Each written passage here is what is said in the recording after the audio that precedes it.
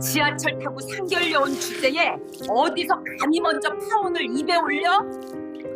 동네 슈퍼주인 주제에.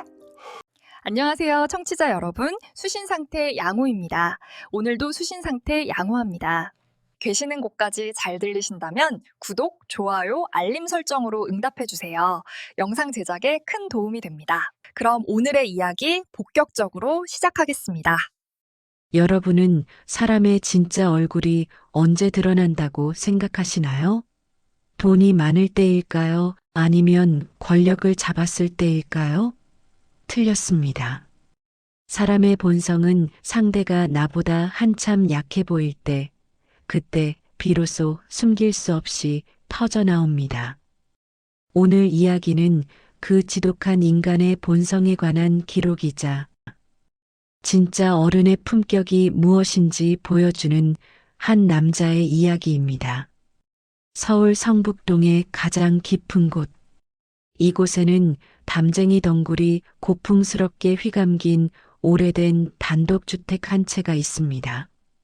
대문 앞에는 그 흔한 외제차 한 대 서 있지 않죠. 하지만 이 집의 주인 62살 김창수 씨는 대한민국 유통업계에 살아있는 신화 제2의 스리테일의 회장입니다. 창수 씨는 오늘도 알람 소리보다 먼저 눈을 뜹니다.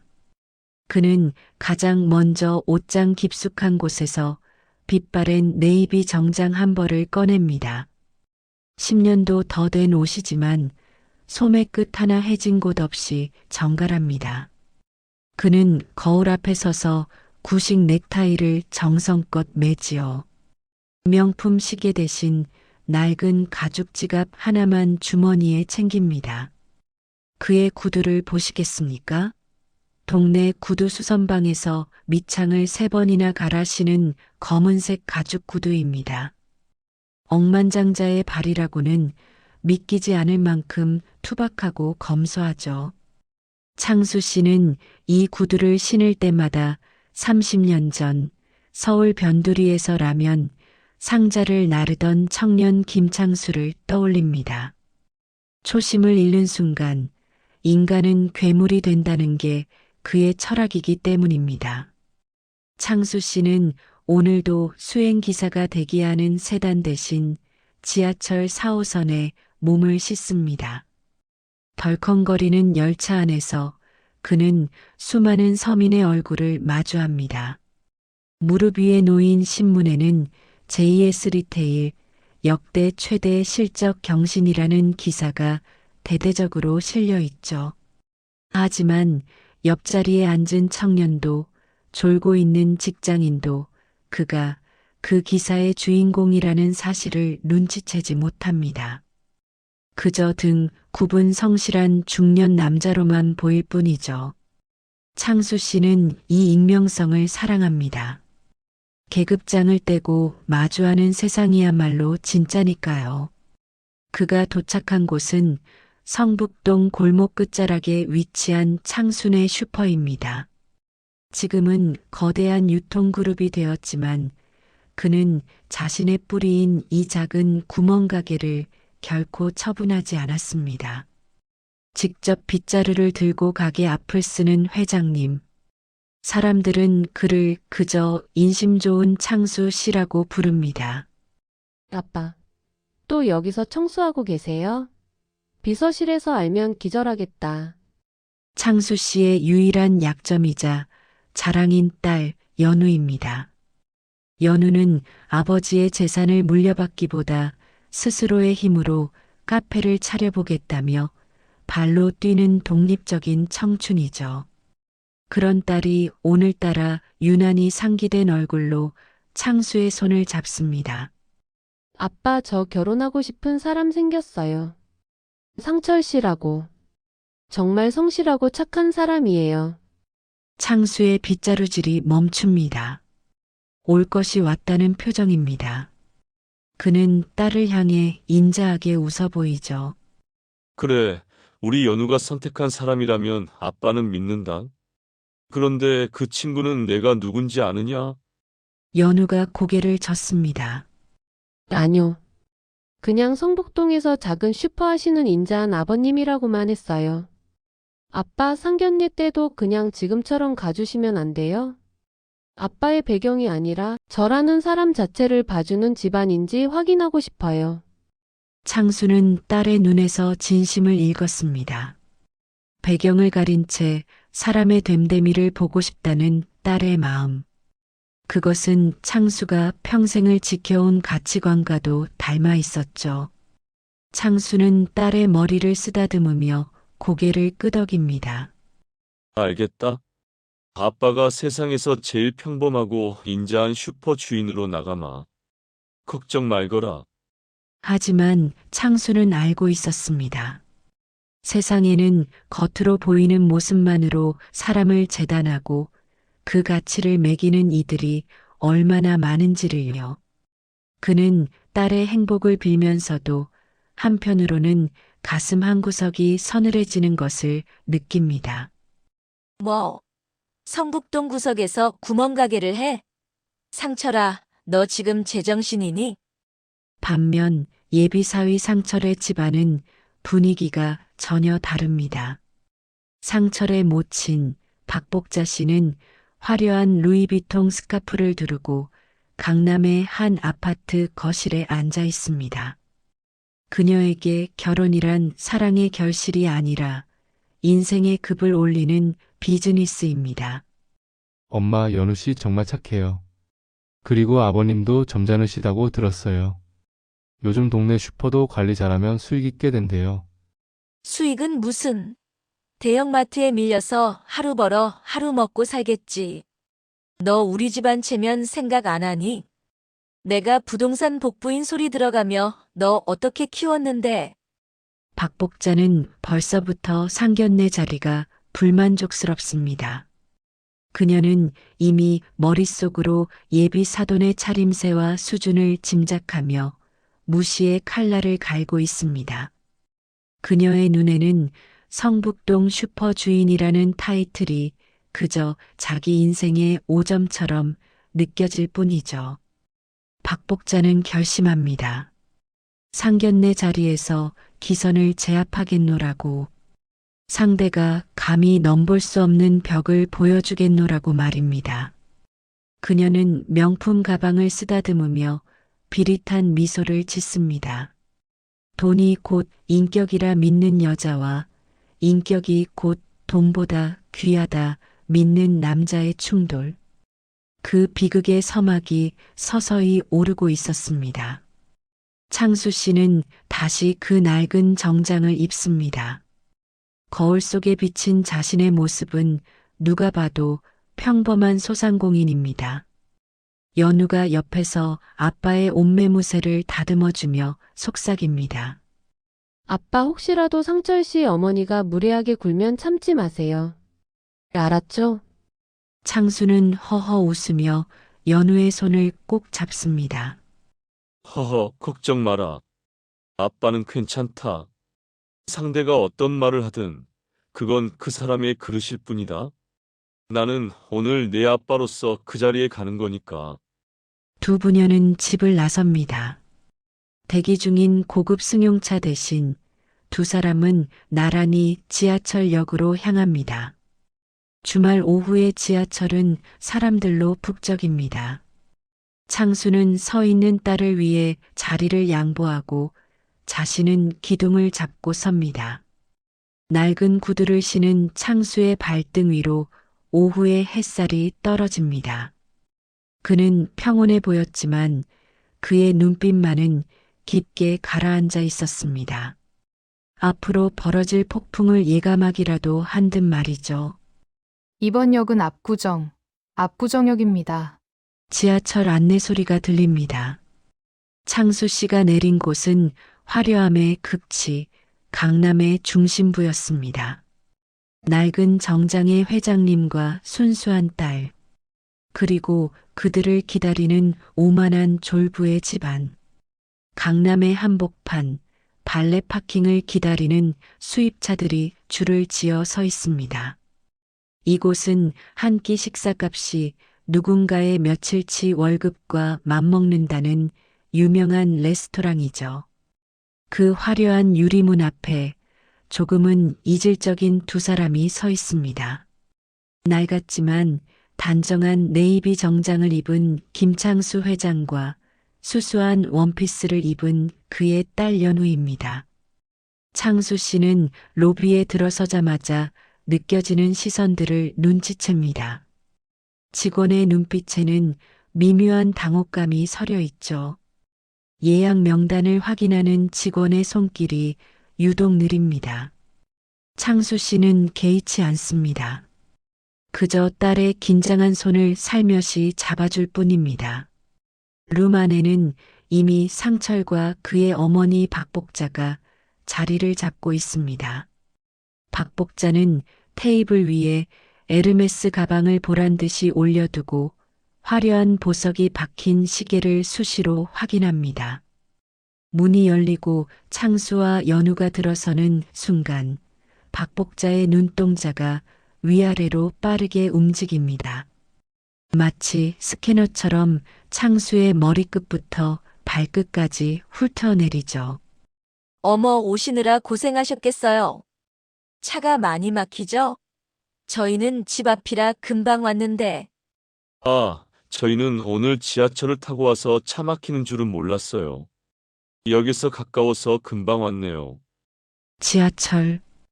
그 단어가 떨어지는 순간 박복자의 미소에 금이 가기 시작합니다.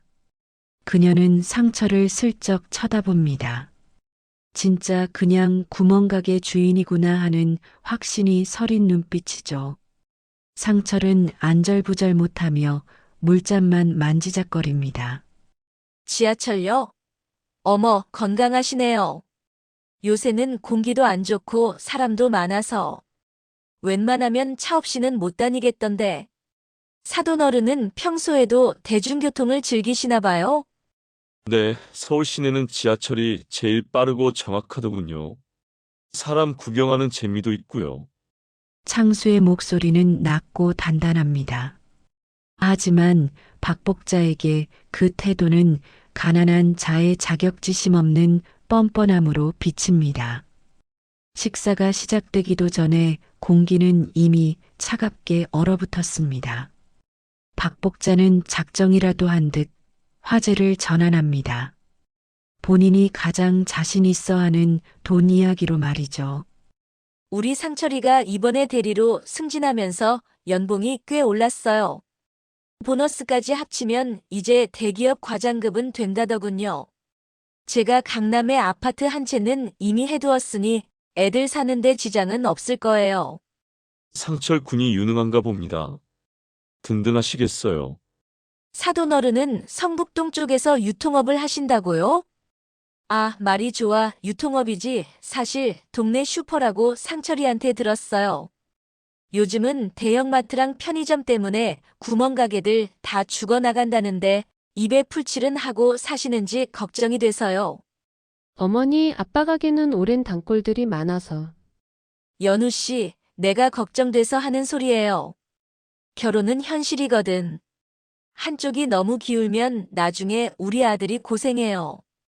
아, 혹시 그 가게 건물은 본인 소유인가요? 아니면 월세? 노골적인 질문입니다. 상견례 자리에서 나올 수 없는 무례함이죠. 하지만 창수는 화를 내지 않습니다. 오히려 박복자를 물끄러미 바라봅니다. 그 눈빛이 너무 깊고 고요해서 순간 박복자가 주춤할 정도입니다. 창수는 조용히 물을 한 모금 마시고 대답합니다. 작은 가게입니다.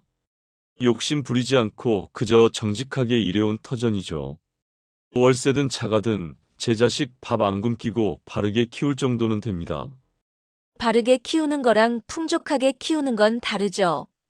사돈 어른, 솔직히 말씀드릴게요.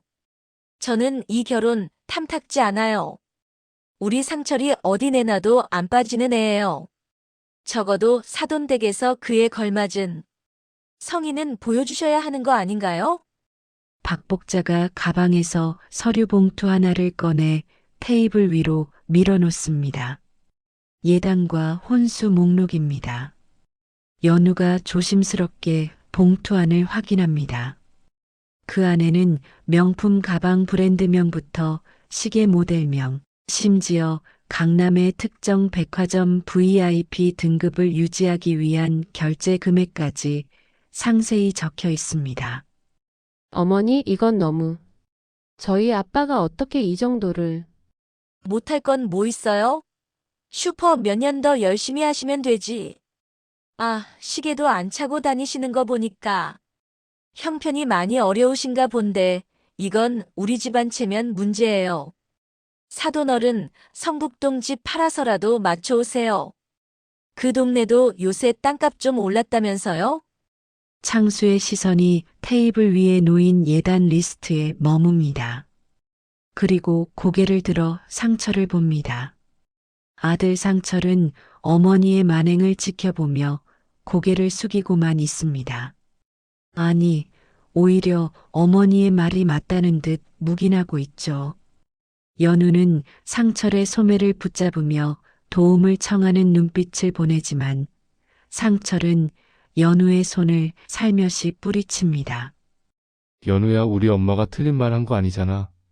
나중에 무시 안 당하려면 처가에서도 이 정도는 해줘야 나도 면이 서지. 그 순간 창수는 깨달았습니다. 이 결혼은 딸의 행복을 위한 길이 아니라는 것을요. 자신이 배경을 숨기고 이 자리에 나온 이유는 상대의 부를 확인하기 위해서가 아니라 인간에 대한 예의를 확인하기 위해서였습니다. 그리고 그 결과는 처참했습니다. 박복자 씨, 그리고 박상철 군. 네.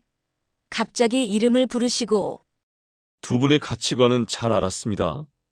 사람의 가치를 시계 브랜드와 아파트 평수로 결정하시는군요. 그런데 어쩌죠? 제 딸의 가치는 당신들이 감당할 수 있는 수준이 아닌 것 같습니다. 어머, 사돈어른. 지금 자존심 세우시는 거예요? 구멍가게 주인이 격에 안 맞게 무슨. 격이라. 맞습니다. 격이 맞지 않네요. 하지만 그 격이 부족한 건 우리 연우가 아니라 바로 당신들입니다. 연우야, 가자. 더 이상 여기서 시간을 낭비할 이유가 없구나. 박복자의 얼굴이 불그락 푸르락 달아오릅니다. 감히 자신들이 먼저 퇴짜를 맞으리라고는 상상도 못했기 때문이죠. 박복자도 벌떡 일어섭니다. 그녀의 목소리가 룸 밖으로 새어나갈 정도로 커집니다. 지금 어디서 그냥 가려고 해? 당신들이 우리 상철이 앞길 막으려고 작정했어. 감히 슈퍼 주인이 누구한테 훈계야. 창수는 대답 대신 연우의 손을 잡고 문으로 향합니다. 하지만 박복자는 분을 참지 못하고 테이블 위에 있던 물병을 집어듭니다. 창수 씨는 연우의 손을 잡고 룸을 빠져나옵니다. 뒤편에서는 박복자의 고함이 복도 벽을 타고 울려 퍼집니다. 어딜 가? 사과 안 해? 감히 누굴 가르치려 들어. 소리는 점점 가까워집니다. 분노로 이성을 잃은 박복자의 구두 굽소리가 날카롭게 대리석 바닥을 때립니다. 로비 한복판. 우아한 샹들리에 아래에서 창수가 멈춰섭니다. 그가 천천히 뒤를 돌아보는 순간이었습니다. 박복자의 손에 들려있던 유리병이 허공을 가릅니다. 찰나의 정적이 흐릅니다. 창수의 머리칼에서 물방울이 뚝뚝 떨어집니다. 10년 넘게 정성껏 관리해온 그의 네이비 정장이 순식간에 짙은 색으로 변하며 몸에 달라붙습니다. 와이셔츠 깃 사이로 차가운 물이 스며듭니다. 로비에 있던 직원들과 손님들이 일제히 숨을 죽이고 이 광경을 지켜봅니다. 지하철 타고 상견례 온 주제에 어디서 감히 먼저 파혼을 입에 올려. 동네 슈퍼주인 주제에 당신이 우리 집안 무시한 대가야. 똑똑히 알아둬. 어머니, 지금 뭐 하시는 거예요? 아빠 괜찮아? 연우는 떨리는 손으로 창수의 얼굴을 닦아냅니다. 눈물이 앞을 가려 제대로 닦지도 못하죠. 하지만 정작 물을 뒤집어 쓴 창수는 미동조차 없습니다. 화를 내지도 소리를 지르지도 않습니다. 그저 젖은 눈꺼풀을 천천히 깜빡이며 박복자를 응시할 뿐입니다. 그 고요한 눈빛에 오히려 박복자가 주춤하며 뒤로 물러납니다. 다 하셨습니까? 다 했냐고. 그래. 당신 같은 사람들은 이렇게 밟아줘야 정신을 차리지.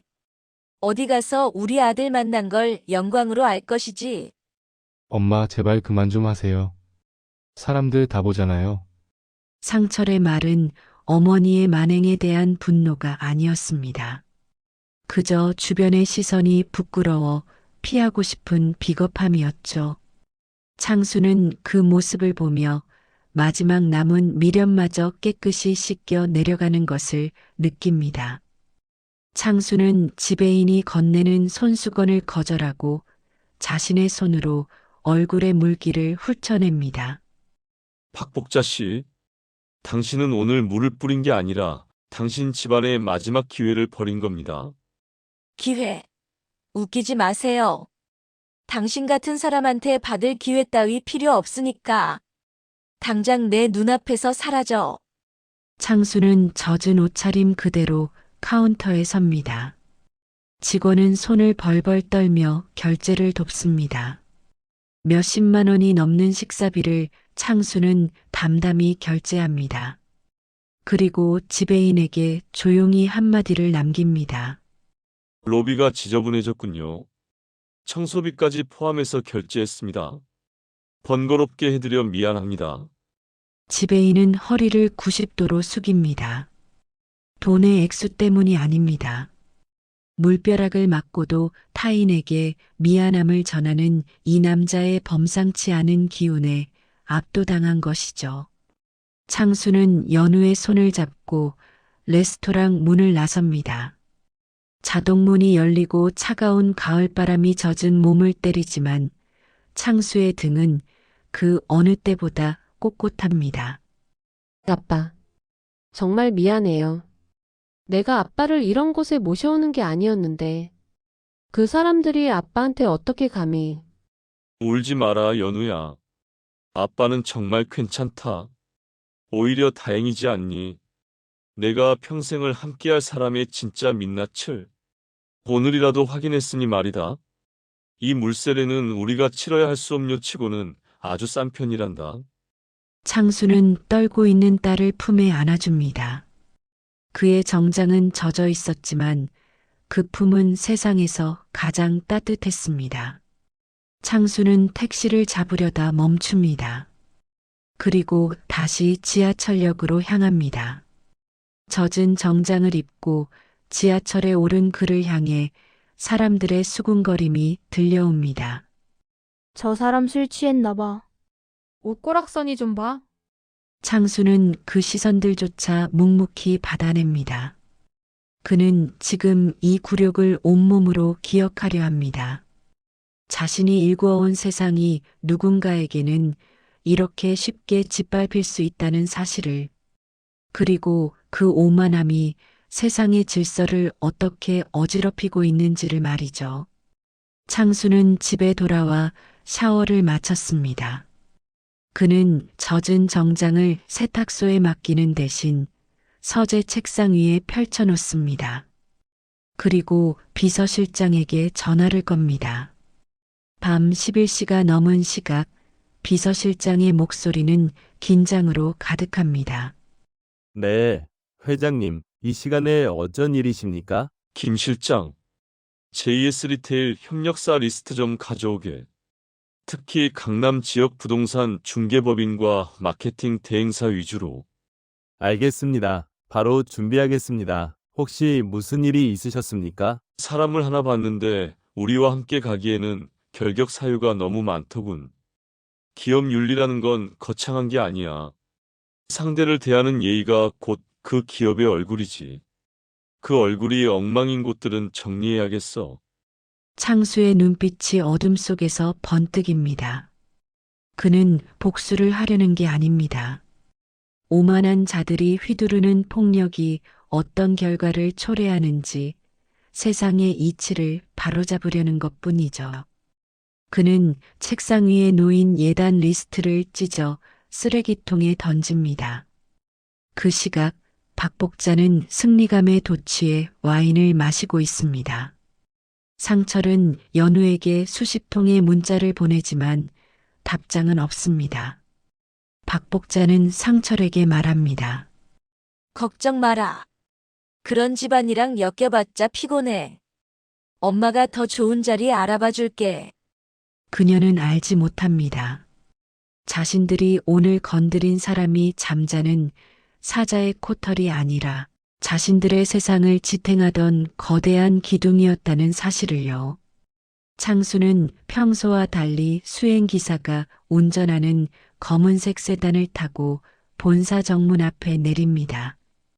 수천 명의 직원이 복도에 늘어서서 허리를 숙입니다.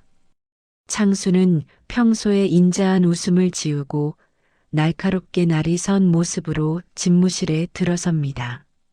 시작하게. 폭풍 전야의 고요함이 깨지는 순간입니다. 박 복자가 금쪽같이 여기던 강남의 부동산 법인과 상철이 다니던 유망한 마케팅 회사의 운명이 김창수 회장의 서명 한 번에 흔들리기 시작합니다. 과연 박 복자는 자신이 쏟아부은 그 물 한 잔이 자신의 인생을 통째로 삼킬 해일이 되어 돌아올 거라는 사실을 언제쯤 깨닫게 될까요? 박 복자는 오늘 아침부터 정신이 하나도 없습니다. 커피 한 잔의 여유를 즐기려던 찰나 강남 최대의 빌딩 관리 주체인 JS 자산운용으로부터 청천벽력 같은 공문을 받았기 때문이죠. 내용인즉슨 지난 5년간 유지해온 전속 중개 계약을 이번 달로 종료하겠다는 통보였습니다. 아니, 김 실장님.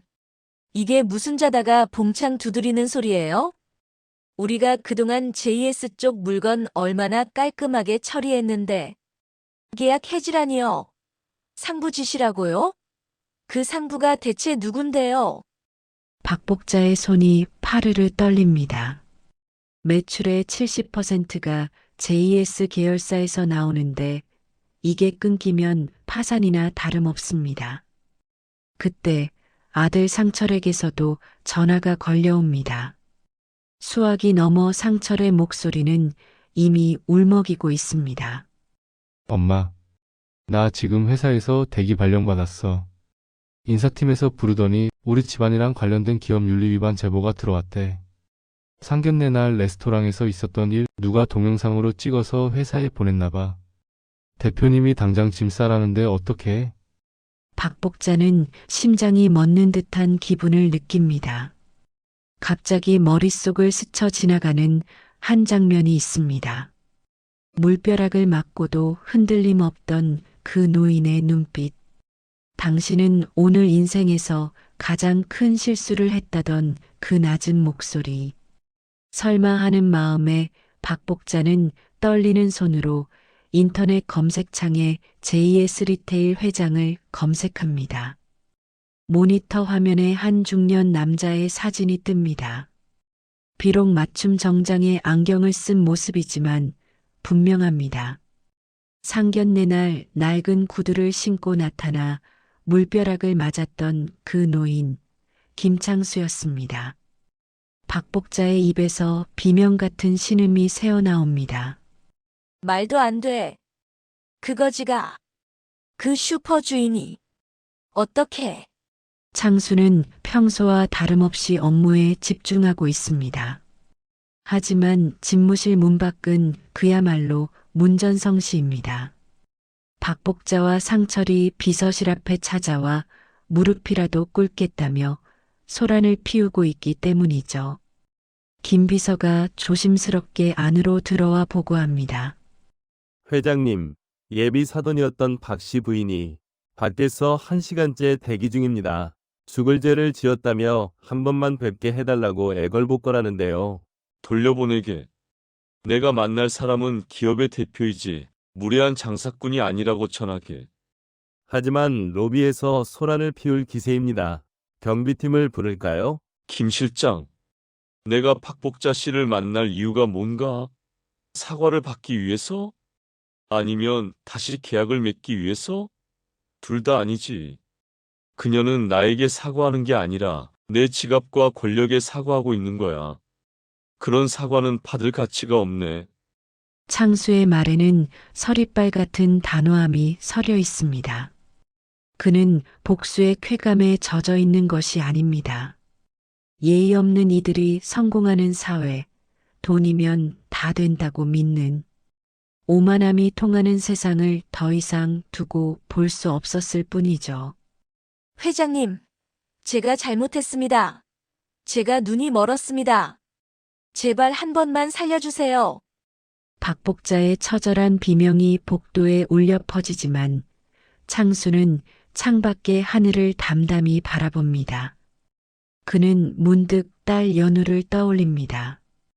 연우는 이 소식을 듣고 방에서 나오지 않고 있습니다. 아버지의 복수가 통쾌해서가 아니라 자신이 믿었던 사람들의 추악한 민낯을 보는 것이 너무나 고통스럽기 때문이죠. 창수는 딸의 방문 앞으로 다가갑니다. 연우야, 아빠다. 들어가도 되겠니? 아빠, 꼭 이렇게까지 해야 했어요? 그 사람들도 불쌍하잖아요. 불쌍하다는 건 자기 잘못을 뉘우치고 고통받는 사람에게 쓰는 말이란다. 박복자 씨와 상철 군은 지금도 자신들이 무엇을 잘못했는지 몰라. 단지 아빠가 회장이라는 사실을 몰랐던 걸 후회할 뿐이지. 연우야, 진정한 용서는 상대가 진심으로 뉘우칠 때 가능한 거란다. 창수는 딸의 손을 꼭 잡습니다.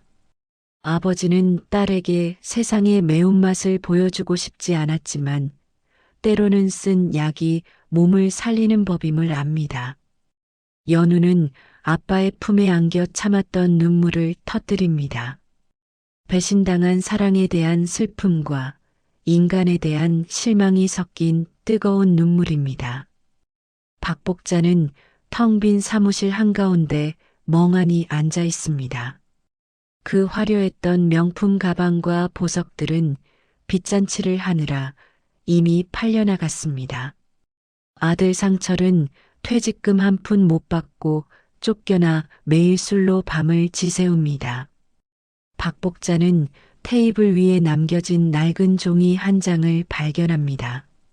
상견례 날 자신이 창수에게 던졌던 예단 리스트입니다.